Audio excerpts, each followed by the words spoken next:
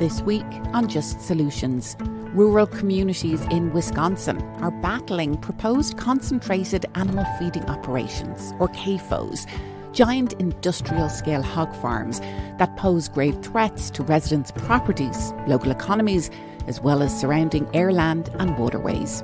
Journalists Max Alvarez with Real News Network and Hannah Faris with In These Times have been investigating these feeding lots. They join us along with community activist Forest Jahnke, who's with the Crawford Stewardship Project, to talk about what's at stake. From Free Speech TV, Just Solutions.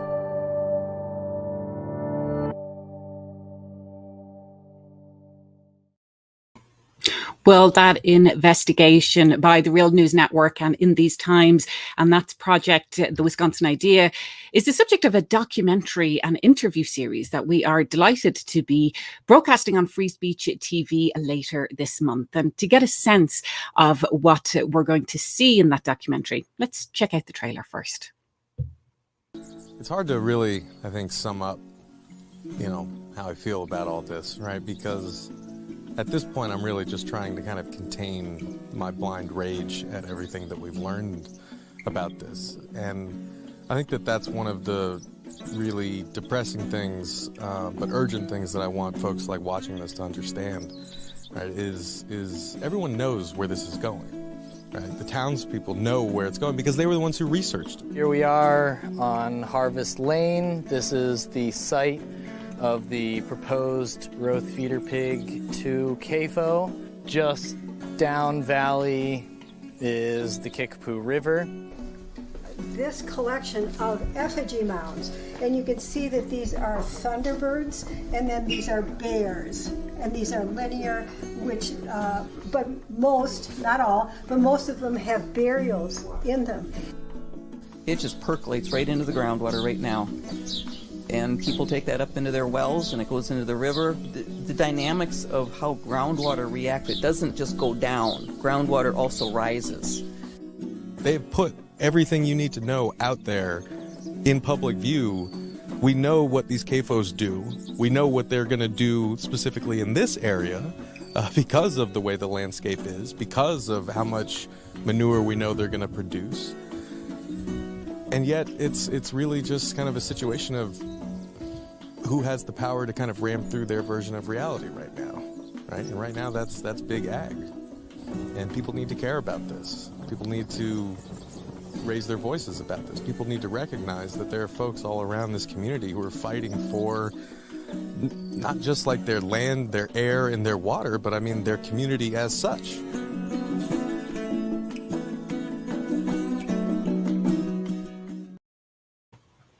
Well, we are so excited to be presenting this documentary later this month on Free Speech TV. But in the meantime, I'd like to welcome Max Alvarez from Real News Network and Hannah Faris from In These Times, who's been reporting for this special project called The Wisconsin Idea and really digging into issues, particularly in the rural part of that state. Max, you said you were incredibly angry when you went out and heard what was happening. What sparked that anger? What exactly is happening in these rural counties in Wisconsin? Yeah, well, thanks so much for having us on, Maeve. Really appreciate it. And we at The Real News are incredibly excited to be teaming up with In These Times and Free Speech TV to raise public awareness about this really important issue, which has gone sorely undercovered by, media beyond the kind of local spheres in these rural counties in Wisconsin. But to answer your question about why being there just kind of evoked so much visceral anger from me is because it's, that kind of bare sense of injustice where, a community of people, multiple communities of people across different ideological lines are facing what is essentially an existential threat. And by existential, I mean the towns that they know, the communities that they know, that they identify with, that they're a part of, are going to be upended by the construction of these massive concentrated animal feeding operations, or CAFOs, or, for folks listening, that's basically, a factory farm that will house thousands of hogs. The growth feeder pig to CAFO in Crawford County would house close to 3,000 hogs. the proposed CAFO that would affect both Polk and Burnett County in the northwestern part of the state would house over 20,000 hogs, 26,000 to be precise. And those concentrated animal feeding operations, as we have seen in states like Iowa, Minnesota, and especially North Carolina, we have seen the sort of devastation that they wreak upon the environments that they're in, the communities that they are established in. And, you know, the kind of data is all there. I mean, people may remember seeing footage in North Carolina after kind of a hurricane of just these massive lagoons of hog feces getting flooded over, and all of that pollution just really kind of running over into the surrounding communities. Just massive warehouses of livestock being drowned, and to say nothing of the kind of conditions that these animals are being kept in. We know how much the resources that these CAFOs draw from the community. It takes a lot of water, takes a lot of cheap labor, takes a lot of, you know, subsidies that you know, the taxpayers are really kind of on the hook for to construct these sorts of facilities. And we've seen the kind of pollution that they do to the air, land, and waterways. And this is what we went to cover for the Real News and In These Times, based on a kind of great In These Times article for their special investigative series, The Wisconsin Idea. And this article was written by Simon Davis Cohen, that was about the struggle mainly in Polk and Burnett counties, where the 26,000 head hog farm that's a joint venture between Cumberland LLC and Smithfield Foods is being proposed. And I mean, this, like Crawford County, where Forest is, these are both like really rich and geologically unique areas of Wisconsin that actually kind of create the perfect conditions for these CAFOs to become devastating for these communities, right? What I mean by that is that these, you know, CAFOs, let's take the one in Polk and Burnett counties, 26,000 hogs are going to produce millions upon millions of gallons of liquid manure every year, to say nothing of the smell, to say nothing of the you know, carcasses that they're going to compost by basically spreading them over the fields along with the manure. And because of the landscape there, because it's actually rolling hills, it's not just all flat, right? If there is rain runoff, that's all going to run towards the Trade River, which then feeds into the St. Croix River, which is one of the cleanest rivers right now in the United States. And that feeds into the Mississippi River. And what that means for all of us is that this is not just a local issue, right? The environmental devastation that these operations have on the communities that they are, you know, dropped into spreads. And I think that what I really want people to understand is that this is happening all over rural America right now. The empire is eating itself, right? We used to kind of have these operations, whether they be manufacturing or factory farming. You know, companies in America would look for cheap land and labor and lower regulations in other parts of the world. Now we are essentially kind of turning in on ourselves and gobbling up more of the available farmland in the United States that we're going to destroy with these factory hog farms and factory animal farms, monocrops that are largely being exported to, you know, places like China. And the people there who are fighting against it are finding that, in fact, the state and the lobbying groups that are influencing them are on the side of big ag and the industrial hog farming kind of industry, and they're seeing that they have little recourse to actually defend themselves against the construction of these things, and they can't really regulate them. And that's the real injustice, is that you have people crying out for help, people trying to say, we don't want this thing here. But then these big industrial state-backed entities are saying, tough cookies, we're coming in, we're going to destroy your community, your local economy, your environment, and there's nothing you can do about it. So I don't know how you can't be furious about something like that. Well, what we're going to lay out here, and what you lay out very clearly in the documentary and in this series and in these times, is that we're all connected to this. People might be watching this with an abstract sense that, well, I don't live in a rural area and I don't live in Wisconsin. But as you said, Max, we are all connected to this. But of course, we're all connected as part of this massive food system. And as COVID has laid out, the centralized food systems are not working. And in fact, we have a comment from a viewer on Facebook. Barbara says, this is an extremely important issue that even the most progressive of my friends do not understand. So Hannah, for people who are watching, who don't necessarily have a real sense of the impact on rural communities of these massive industrial scale feeding lots, hog farms, essentially. You've been reporting on rural Wisconsin and farming issues for a while within these times. Take us through exactly what the farming scenario is there right now in terms of the small scale, the cooperative systems that are in place, and what these industrial, massive scale systems would do to that. Sure. So, for a lot of Wisconsin's history, a lot of rural American history, small farms, family farms, co-ops really dominated the food system. And I think up until about the 1980s, the sort of large farm bust and following recession that happened after that really upended a lot of that system. And through trade deals and just the kind of increasing privatization push of, conservatives and people on the right, we really began to move towards policies and systems that incentivized and subsidized the growth of factory farms, this sort of philosophy of go big or get out, right?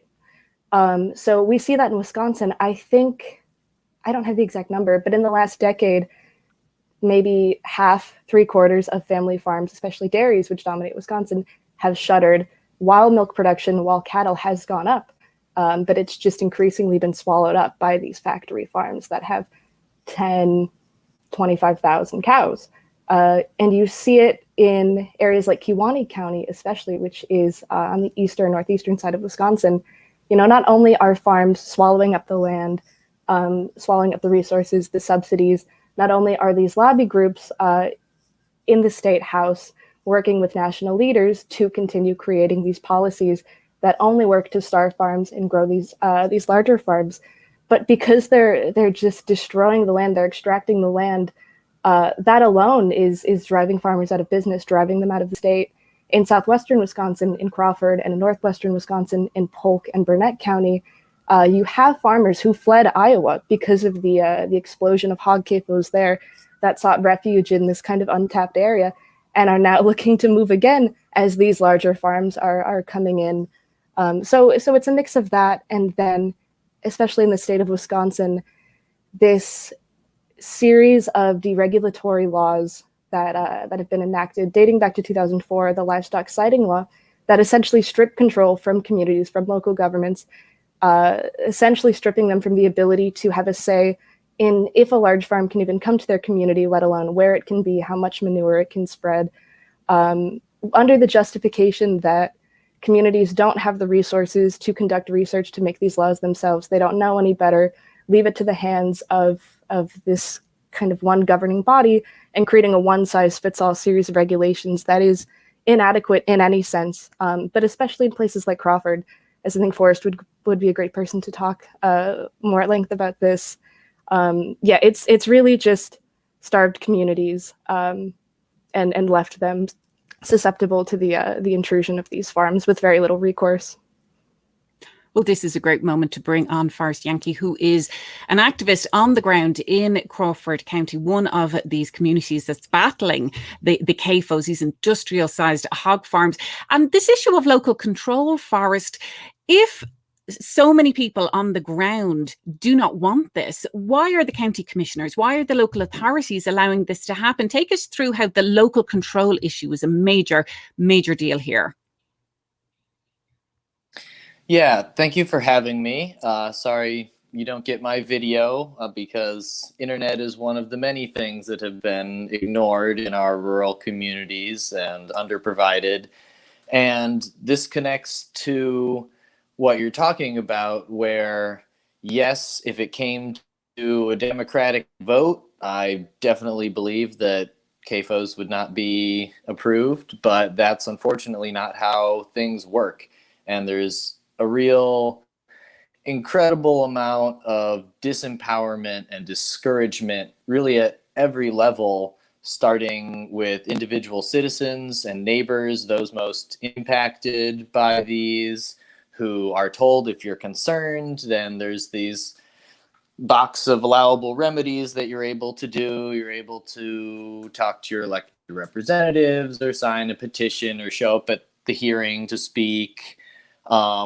We here in Crawford County, we helped organize the local community, the organization I work for, Crawford Stewardship Project, and some of our allies, Citizen Action, Midwest Environmental Advocates, really focused on the people on the ground, their concerns, and bringing their concerns to the township, which the township passed a CAFO moratorium and had a study committee, which came up with a report. And then the township decided it didn't have any authority or capacity to do anything. We got a county level at Crawford County CAFO moratorium, had a study committee with county staff and conservation and health and UW Extension, came up with a 125-page report with many viable options for actions that could be taken. That was then tabled and let die a quiet, sad death, and again, no action was taken.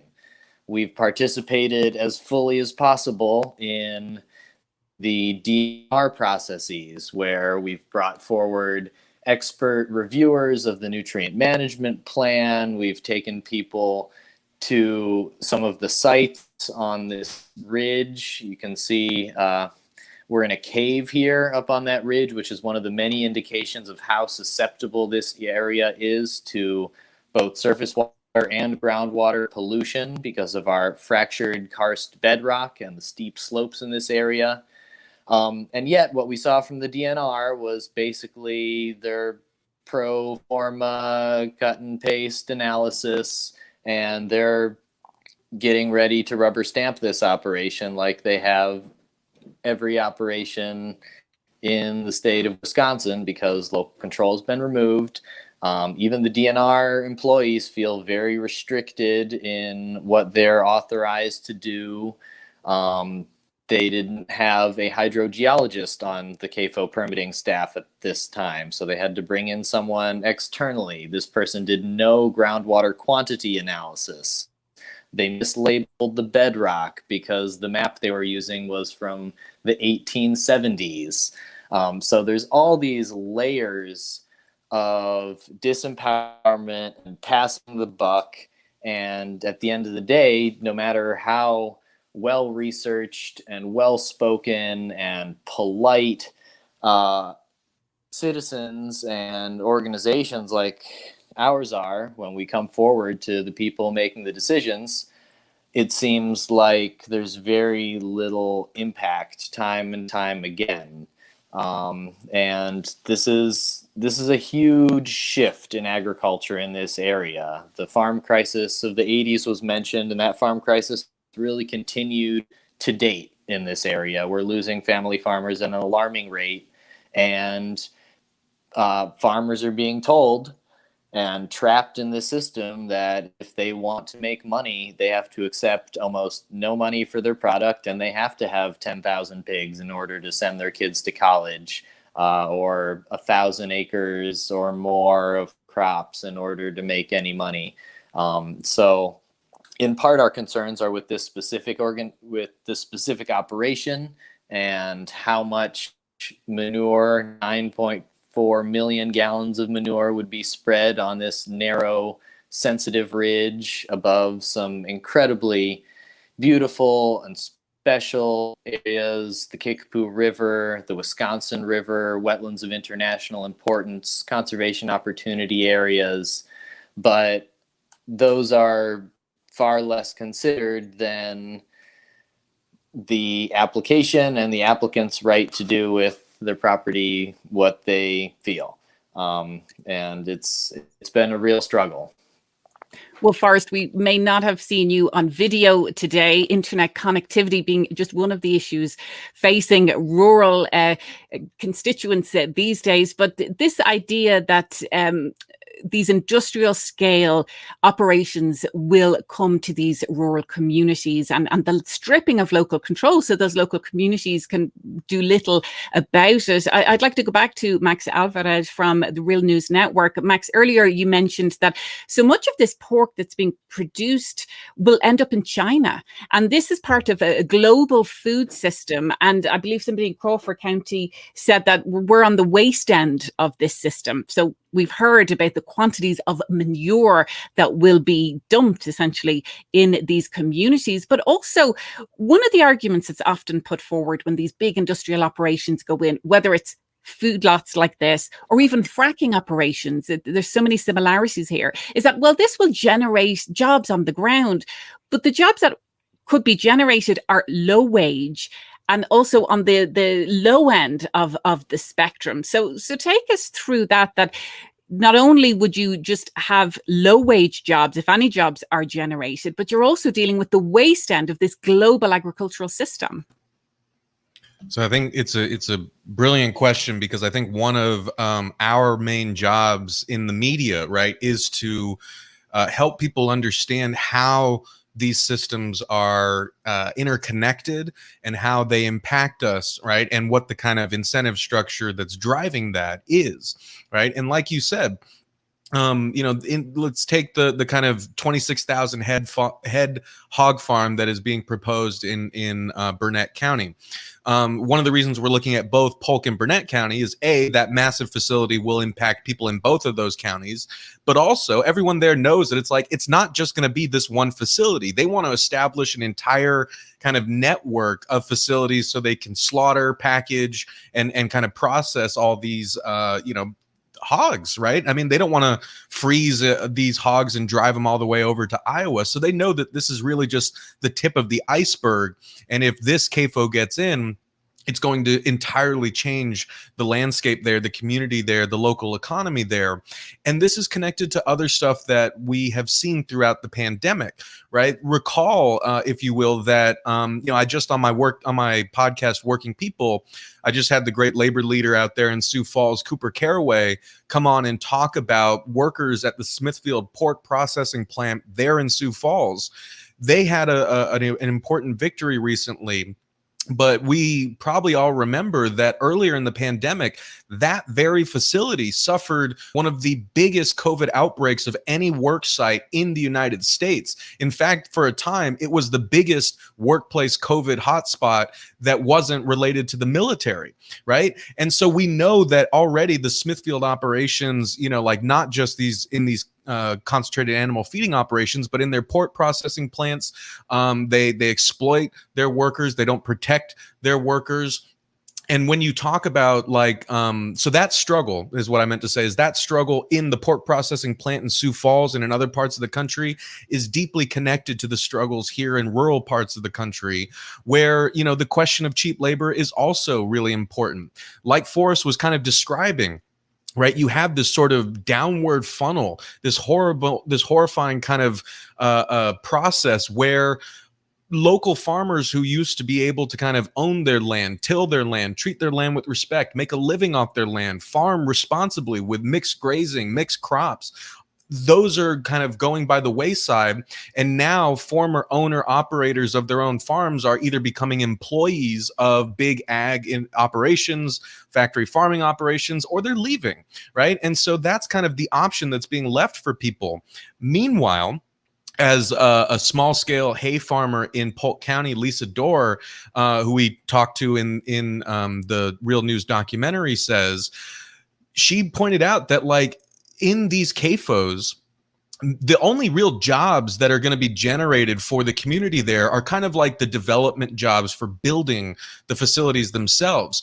When those facilities are actually up and running, what you're going to see, because we've seen it in CAFOs in other parts of the country, is you end up with these almost slave-like conditions where largely immigrant labor forces are kind of housed in these bunkers, and they scarcely can leave at night. So they're not part of the community. They're not allowed to be part of the community. They're paid very little. They're working in really kind of bad conditions.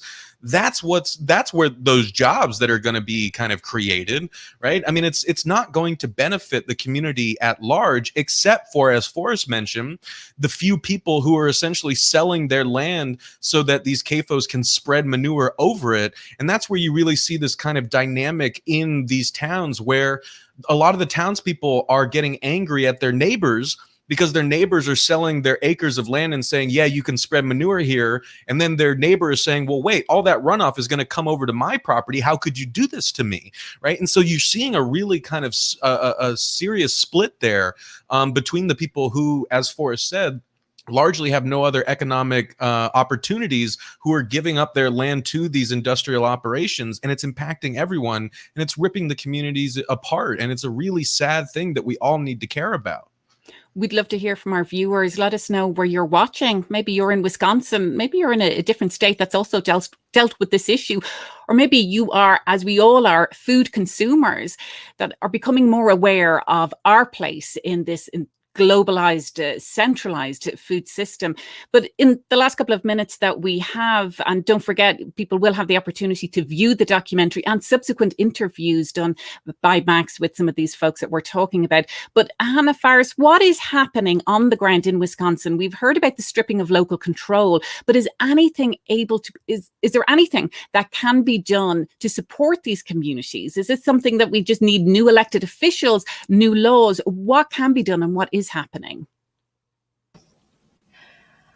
That's quite a large question. And as it relates to elections and new elected officials in Wisconsin, that is incredibly difficult, in that the state, as many of you are aware of, is one of the most and worst gerrymandered states in the country, right?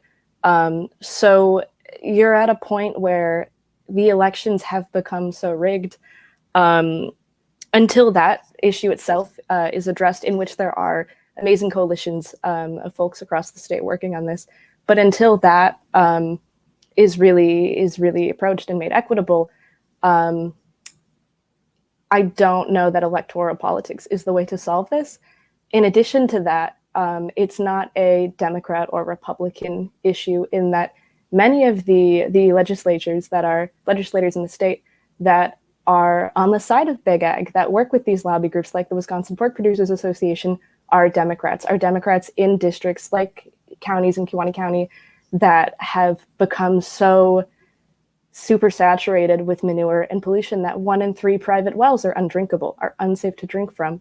So in terms of a solution, because that's quite bleak to say, I really think learning more about the issue, learning more about the Big Ag groups that have a vested interest in deregulation and incentivizing the growth of factory farms is essential.